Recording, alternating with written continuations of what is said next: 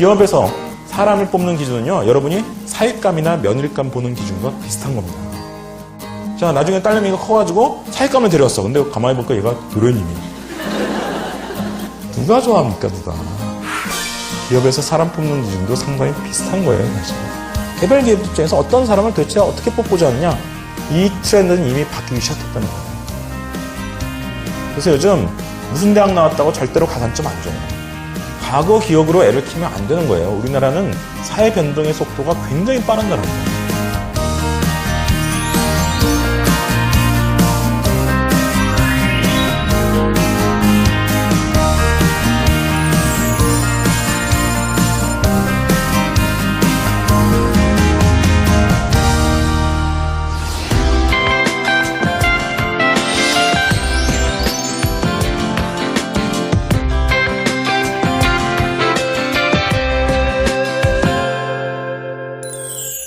자, 우리나라 또 이 교육 문제 얘기하면서 이 사교육 문제를 얘기하지 않을 수가 없죠. 사실 우리나라 학생들이 초등학교 때부터 이미 굉장히 그 수동적 반복 학습에 익숙해집니다. 그러니까 어떻게 배워요? 방학 때 미리 한번 배우죠. 다음 학기에 배울 걸 방학 때 미리 한번 배웁니다. 그리고 학기 중이 되면 학교에서 배우는 게 두 번째예요. 근데 그거로 안 끝나요. 학기 중에 학원을 다니니까 세 번째로 배웁니다. 또 기말고사, 중간고사 처리되면 학원에서 뭐 또 총복습 정리도 하고 막 그래가지고 뭐 보강 수업도 잡고 그래서 한 번 더. 그러니까 애가 엄마가 하라는 대로 학교와 학원을 계속 왔다 갔다 하고 있으면 같은 내용을 4번씩 배우는 겁니다. 전 이걸 관광식 공부라고 부르는데요. 애들이 막 관광을 합니다. 막. 저 장면 또 나왔네. 막 그러면서 관광을 해요. 아, 그럼 반복이 나쁜 건 아닌데 뭐 반복이 뭐가 나빠요? 공부하다 보면 반복도 해야죠. 근데 우리가 보통 반복이라고 말하는 건 복습이잖아요. 복습. 근데 복습은 상당히 능동적 과정이에요. 복습 어떻게 해요? 저희 공부한 걸 그러니까 우리가 인생을 되돌아봐야 되는 것처럼 공부하는 것도 되돌아봐야 됩니다. 공부한 거 되돌아보면 뭔가 보이는 게 있거든요. 아, 내가 저기를 다 까먹었구나. 저기부터 내가 이해가 안 되는구나. 이런 거 내가 자신이 없구나. 그런 걸 우리가 보완하는 게 복습이기 때문에 복습은 생각보다 굉장히 능동적 과정이에요. 근데 조금 전에 제가 말씀드린 건 굉장히 수동적 반복이죠. 근데 뭔가를 배우는 데 있어서 수동적 반복에 의미가 있는 경우가 있어요. 대표적으로 일부 어학. 저희 막내딸이 7살인데 레디꼬를 불러요. 어떻게 맨날 틀어놓고 막 듣다가 되든 안 되든 막 따라 부르는 거예요. 그럼 애니메이션 100번 보고 막 대사를 외우는 애들이 있어요. 그래서 일부 어학 쪽에서는 수동적 반복의 의미가 있을 수 있어요. 하지만 보편적으로 그런 식으로 접근하는 건 굉장히 위험하죠. 왜? 집중력이 떨어질 우려가 있습니다. 여기 계신 분들 옛날에 학원 안 다녀봤죠? 다녔다 할지라도 그리 많이 안 다녔죠. 특히 어린 시절에. 제가 이제 고등학교 올라간 게 제가 85년입니다. 제가 대학에 88년에 들어갔으니까. 80년에 이제 전두환이 집권해가지고 그해 7월에 충격적인 조치를 발표합니다. 사교육을 갑자기 싸그리 금지시킵니다. 모든 학원 수강과 개인과외를 금지시키죠. 요즘 그거 왜 못하냐고 물어보는 분들이 있는데 이게 위헌입니다. 위헌. 헌법재판소에서 사교육을 그렇게 통째로 금지시키는 건 행복추구권을 너무 제한하는 거다. 그래서 사교육을 부분적으로 제한할 수는 있지만 통째로 금지하는 건 위헌이에요. 그래서 요즘은 이거 못하는 건데 그땐 독재시대였으니까 가능했겠죠. 그래서 그때 학원이 뭐만 있었냐. 재수생학원하고 예체능, 뭐 피아노 학원, 뭐 이런 거밖에 없었습니다. 여러분도 아마 비슷한 세대 또는 그 이후에 학원이 자유화된 세대를 할 때 찰지라도 어릴 땐 거의 안 다닌 세대입니다. 그래서 여러분이 잘 모르시는 겁니다. 뭘 모르냐? 학원에서 무슨 일이 벌어지는지를 잘 모르세요. 그러니까 여러분이 방학 때 학원을, 그러니까 본인이 학원을 갔다고 생각해 보세요. 본인이 방학 때 학원을 갔어요. 앉아있어요. 선생님이 뭔가를 막 가르쳐요. 근데 이미 내가 알고 있는 거야. 뭘 알고 있냐면 저 내용 앞으로 3번 반복될 거라는 걸 알고 있는 겁니다. 어떻게 하냐? 지난 학기에도 그랬거든요. 지난 학기에도 그랬거든요. 2년 전에도 그랬거든요. 계속 그랬으니까 앞으로 3번 반복 뻔히 아는 거예요. 자, 이런 상황에 여러분이 처한다면 야, 저거 내가 잘 들어봐야지 이렇게 정신 바짝 차리게 될 거야. 아니면 나도 모르게 몸과 마음이 막 늘어질 거예요. 100% 늘어집니다. 이게 바로 집중력 저하 훈련입니다. 전국의 초등들이 집중력 저하 훈련을 막 집중적으로 받고 있습니다. 지금. 혀를 내둘러요. 서울에서 제주도까지 똑같아요. 그리고 저희 딸이 지금 5학년인데 재작년에 둘째 딸이 이제 3학년일 때 이상한 얘기를 하는 거예요. 아빠 이상해. 애들이 1교시만 끝나면 막 배고파 죽겠대. 아침에 안 먹고 온 거죠. 혈당이 떨어지면 집중력이 떨어지거든요.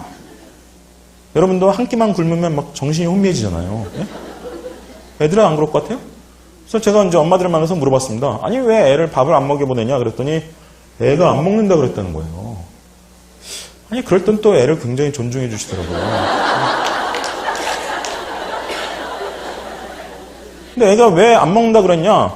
뻔한 거예요. 너무 늦게 일어났으니까. 왜 늦게 일어났을까? 늦게 잤으니까. 늦게 자고 늦게 일어나서 아침에 학교 가기 직전에 일어났다. 그럼 막 다급해 죽겠죠. 밥맛도 없죠. 물론 밥맛이 어디 있어요. 지금만 일어났는데.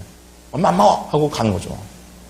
근데 엄마가 처음에는 막 죄책감이 들고 오늘도 못 먹여보냈나 그러다가 나중에 익숙해지면 혹시 밥 달라고 할까 봐.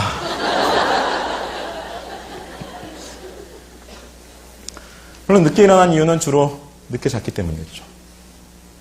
우리나라 초중고생의 수면 시간이요. 통계가 존재하는 이 세상 나라 중에 가장 짧아요. 초등학생도 그렇고 중학생도 그렇고 고등학생도 그래요. 요즘 뭐 그 9시 등교? 사실 초등학교는 9시 등교가 그렇게 중요한 게 아닙니다. 중고등학생한테 중요한 거예요. 중고등학생이 되면 수면 리듬이 조금 바뀌어요. 이게 실제로 지난 한 10여 년 동안 의학계에서 계속 연구가 나온 겁니다. 뭐냐? 왜 그런지 메커니즘까지는 아직 못 밝혀냈는데 하여튼 뭔가 이유로 인해서 사춘기 무렵이 되면 그 멜라토닌이라고 해서 그 수면이도 호르몬이 있거든요. 수면이도 호르몬이 나오는 주기가 2시간 정도 늦춰진다는 거예요. 그래서 사춘기 무렵에는 어린이 때보다 늦게 자고 늦게 일어나는 게 좀 당연하다는 거예요. 그래서 실제로 작년 초에 미국 소아과학회, 그러니까 소아과 의사들 모이는 학회죠. 미국 소아과학회에서 공식적으로 권고를 했어요. 중고등학교 등교 시간을 늦춰라. 공식적 권고입니다, 이게. 그래서 몇 년 전부터 미국, 영국에 이제 뭐 중고등학교에서 꽤 등교 시간 9시로, 심지어 막 10시로 늦춘 학교도 있던데, 그런 게 나오는 이유가 사실 그런 의학계 연구 결과 때문이에요. 그래서 중고등학교는 조금 패턴이 다를 수 있어요. 사실 적어도 초등학교 때는 당연히 일찍 자고 일찍 일어나는 게 맞는 패턴이거든요. 그러니까, 우리나라 학생들의 삶을 우리가 좀 잘 생각해 볼 필요가 있어요. 어릴 때 아이들의 집중력을 떨어뜨리는 생활 패턴이 굉장히 습관화됩니다. 자, 만성적인 수면 부족? 거기다가 아침 안 먹는 거 습관? 거기다가 공부는 다 이런 식으로 해요. 그러면 연령이 올라갈수록 집중력이 좋아질까요? 나빠질까요? 지금 가슴이 쿵 내려앉는 분들이 있을 거예요. 난 3가지 다 했네. 3종 세트인 분들이 있을 겁니다. 우리가 이 문제 생각을 해봐야 됩니다. 약간 얘기가 옆길로 샜는데, 초등학교 때 이제 이런 함정에 빠지는 애들이 꽤 있고요.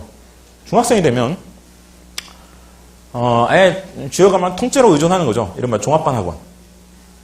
또, 좀, 남다른 생각을 가진 분들은 이 과목은 이 학원, 저 과목은 저 학원, 그 과목은 과외 이렇게 전문화 시켜가지고 스스로 종합반을 차립니다. 근데 종합반이나 스스로 종합반이나 똑같습니다. 뭐가 똑같냐? 그렇죠. 스스로 종합반이 종합반보다 조금 더 시간표가 복잡하고 돈이 많이 든다 뿐이지 똑같아요. 뭐가?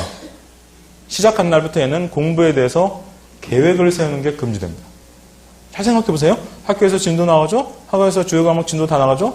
무슨 놈의 계획이에요? 야, 네가 뭔데 계획을 세우냐, 임마? 하라는 대로 해! 이런 겁니다.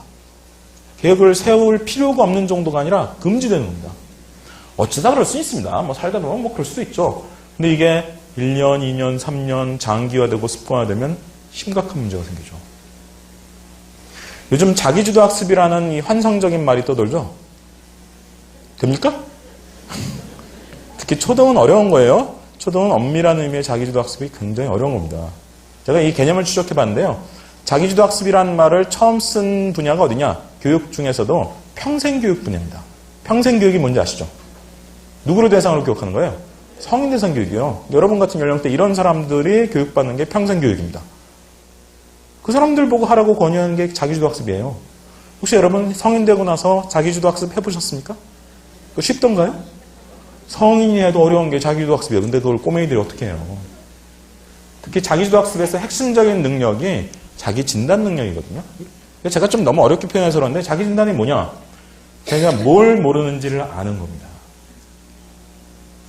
자, 특히 여기 초등 저학년 학부모님들, 애가 자기가 뭘 모르는지를 알던가요? 웃음부터 나오죠? 얘들은 공부한 거 되돌아봐도 아무것도 안 보여요. 내가 뭘 모르는지 이런 거 전혀 분간이 안 됩니다.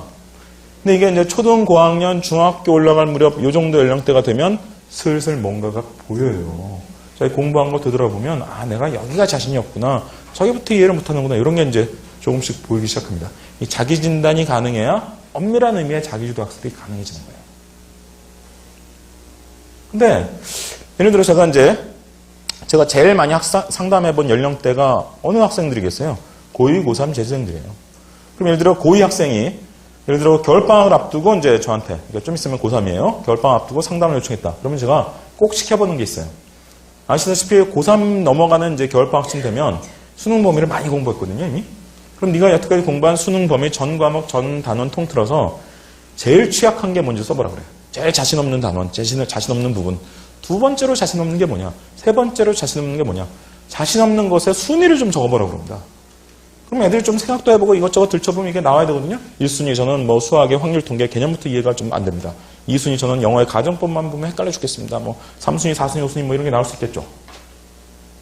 이게 나와야 작전이 나올 거 아니에요. 그렇죠? 이게 나오면 작전이 단순해져요. 당연히 상위 순위에 우선적으로 시간을 많이 투자해야 되죠. 그렇죠? 그래야 효율적으로 이 공부가 보완이 될 거 아니에요. 근데 문제는 뭐냐? 이걸 적어보라 그러면 못 적는 애들이 많아요. 그 전 세계에서 제일 오랜 시간 공부하기를 11년 한 뒤끝에 보여주는 모습이 금연극골이에요. 왜? 남이 하라는 대로만 해봤지. 엄마나 이 학교 선생님이나 학원 강사가 하라는 대로만 해봤지 자기가 공부한 거 자기가 들여다보면서 판단해 본 적이 없는 거예요. 자, 제 얘기는 사격을 무조건 받지 마라, 뭐 기패라 꼭 이런 극단적인 얘기를 하는 게 아니에요. 예를 들어 1순위 수학의 확률 통계 개념부터 헷갈린다. 학원 가도 되죠. 학원을 가든 무슨 뭐 과외 선생님한테 부탁을 하든 인터넷 강의 좋은 것도 많으니까 그런 걸 듣든 그걸 누가 뭐랍니까? 문제는 뭐냐? 순위는 자기가 매길 줄 알아야 된다는 겁니다. 왜? 너무 중요한 얘기죠. 자, 자기가 뭘 모르는지를 남이 더 잘할까요? 자기가 더 잘할까요? 그렇죠? 물론 하루아침에 되지는 않습니다. 자, 자기진단 훈련 오늘부터 시작 해서 되진 않아요. 하지만 일정 수준 물론 시행착오를 겪으면서 여러 가지 노하우를 쌓다 보면 어느 순간부터 남이 진단하는 것보다 자기가 진단하는 게 훨씬 정확해지기 시작합니다. 정교해지는 거죠. 그러면 효율이 높아집니다. 그래서 항상 그 자기주도 학습에 대해서 연구 결과 이런 거 가끔 뉴스에도 나오고 그러거든요. 그러면 모 대학 무슨 연구진이 연구를 한 결과 같은 시간 동안 학원 다니는 애들보다 자기주도 학습하는 애들이 더 수능 성적도 높고 심지어 대학 가서도 공부를 더 잘합니다. 그럼 엄마들은 물론 저게 무슨 소리야?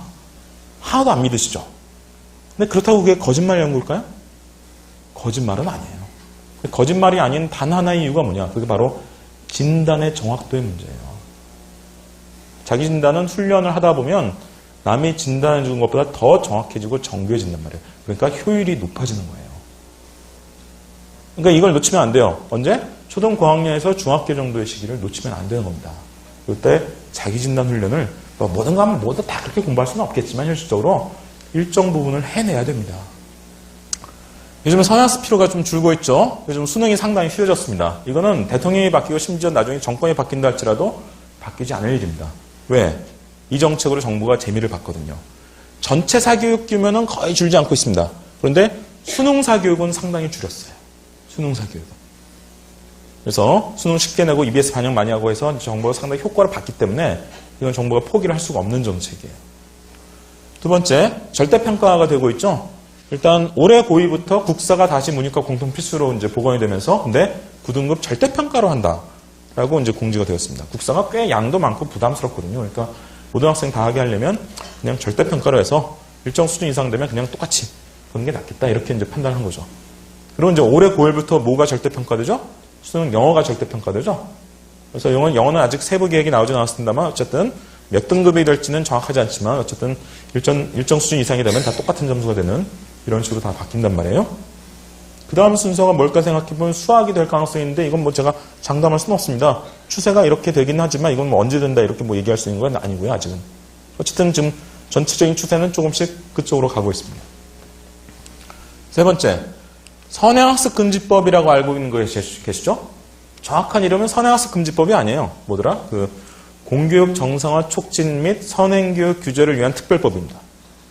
이게요, 특별법이에요. 특별법은요, 모든 다른 법에 우선해서 적용하게 돼 있어요. 그러니까 다른 법에서 다 이거 안 돼. 그래도 특별법에서 돼. 그러면 되는 거예요. 다른 모든 법에서 돼. 그래도 특별법에서 안 돼. 그러면 안 되는 겁니다. 그래서 이 특별법이 굉장히 강력한 건데,